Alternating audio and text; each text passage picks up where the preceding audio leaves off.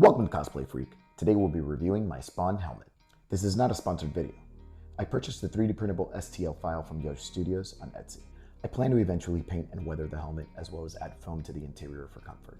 So let's take a closer look at how to make the helmet. You can purchase the file at YoshStudios on Etsy. You can find the link to their website in the video description below. Once you receive the file, you will need to import it into a meshing program like MeshMixer to resize and customize the file. I use sizing heads from the creator Budwin that you can find on Thingiverse to help properly size the helmet. You can find the link in the video description below. Once you have finished downloading the file, you can import the file into MeshMixer, and each one of the heads has a sizing guide on the back. Take a tape measure and measure your head circumference. Once you have that, you can now choose the corresponding sizing head that fits your measurements. To get a more custom fit, I do use 3D scans using the Creality Ferret Pro, but we are trying to make this as simple as possible, and Budwin's sizing heads do a great job. If you want to see more information on 3D scanning, please watch my previous video reviewing the Ferret Pro. Once imported, begin to align the head to the build area. After importing the sizing head, finish importing all the files for the helmet. Then begin to align the fully assembled helmet over the sizing head. This will give you a good starting point to begin sizing. I like to then position the helmet so that I can see the eyes of the sizing head matched with the eyes of the helmet. Note they will not always match, as you will need to resize the helmet. Next, begin to manipulate and size the full helmet. Make sure to enable uniform scaling to properly size the helmet. If you do this step one piece at a time, it may not align properly. So make sure that all the helmet parts are highlighted prior to resizing. When resizing, keep in mind what your goal for the piece will be. Are you printing a static file, which can be closer to the dimensions of your head, hence a tighter fit? Or are you seeking to add electronics, lighted eyes, or added padding for comfort, which will require you to have a bit more room for a looser fit that will allow space for these items? It all depends on what you're going for. Once you have it resized to your liking, save the files as object files. Now you are ready to import the files into your slicer. After opening your slicer, begin to import one part at a time and arrange the part on the build plate. Keep in mind openings and holes to properly orient the file. I like to use tree supports to minimize material use. Note, much of this is trial and error. There are times you get beautiful consistent prints, and other times when the machine just wants to be stubborn. But that all has to do with routine maintenance, temperature control, humidity of the material, and the quality of the material itself. I'm not going to go into printer settings at this time, as that is very custom to what printer and materials you choose to use. After the file is imported, oriented, and sliced, you can then export the files as G-code files, which is what your printer will use to print your parts.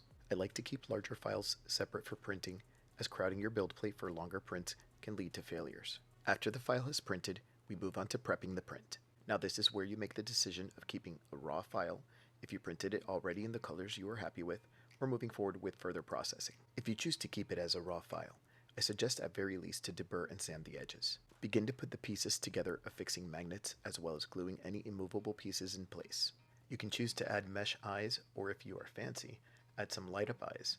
Just make sure to size the helmet larger to fit electronics if you are going that route. If you choose to move forward with a more detailed finish, it will require the arduous time of sanding. I suggest getting some good tunes prior to beginning the sanding process, as this will take some time. Once finished sanding, you can then move to paint, which will require priming, possibly more sanding, repriming, and 2 to 3 coats of paint. If you are permanently gluing any parts, make sure to think about paint prior to affixing these parts, as you may need to tape that up if you already glued the parts together. After painting, you can then go through detailing, adding shadows, highlights, and exposed blemishes for weathering. Lastly, you can add 2mm foam for padding on the inside of the helmet for comfort and proper fitting. As you can see, the helmet fits perfectly. The magnets help snap it in place and hold all the parts together.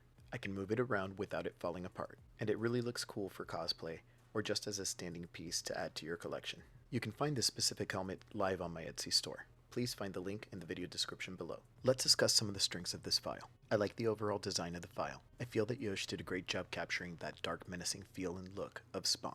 The file provides 2 options for the face, one more classic and the other with more menacing inlaid teeth. Both provide that Hellspawn looking texture that are very reminiscent of the movie. There are 2 options for the eyes that show one with the power flare and the other without. You can easily print 2 sets of the iframes to swap this out. It's pretty accurate on the parts placement and magnet sizing. Note, with extensive sizing, the magnet holes will change and you will have to use different sized magnets. Now for some weaknesses of the file. I would like to see a few more iframe options for different eye expressions. I would also like to see possibly a split frame for the front of the mask to allow to easily swap out the face or mouth expressions, as Yosh has done in the past with Deadpool files. I think Spawn is underserviced and would like to see more of this series, like Medieval Spawn, She-Spawn, Gunslinger Spawn, and others in the future. Overall, this helmet file was great. I love the look and feel of the helmet. Yosh did a great job with this file.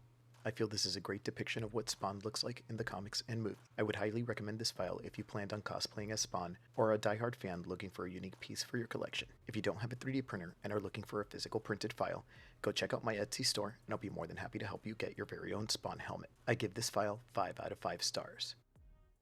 Well, that's it for today. Thank you for watching this video, and keep an eye out for the upcoming detail and weathering videos. Until next time, my cosplay freaks, I'll see you in the next one.